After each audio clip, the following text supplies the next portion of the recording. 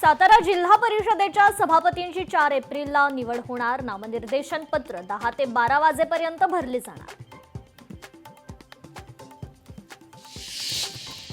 बिहारमध्ये इंधन दरवाढीचा भडका। पेट्रोल 5 रुपयांनी महागलं तर डिझेलच्या किमतीतही 3 रुपयांची वाढ।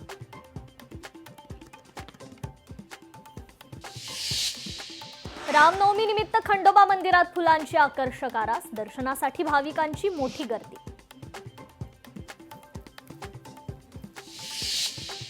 वसई विरार मनपाचा अर्थसंकल्प महासभेत मंजूर। 2019 कोटी 94 लाखांचा अर्थसंकल्प मंजूर।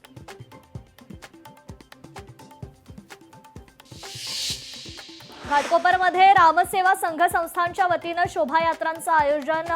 शांततेत यात्रा पार पडावी म्हणून पोलिसांच्या वतीनं रूट मार्च काढण्यात आला।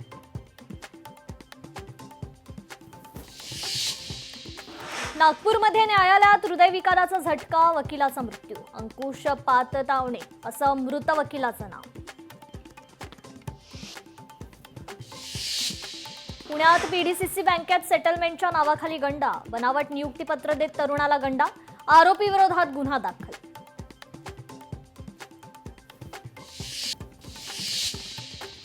वर्ध्यात रामनवमी निमित्त अजरामर गीत रामायण आणि नृत्य सादरीकरण। सार्वजनिक बजाज वाचनालयात भव्य सांस्कृतिक कार्यक्रमांचं आयोजन।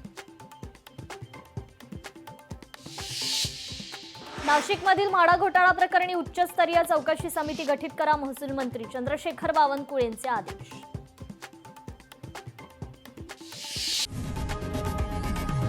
लोकशाही मराठी ऐका, पहा, जागरूक रहा।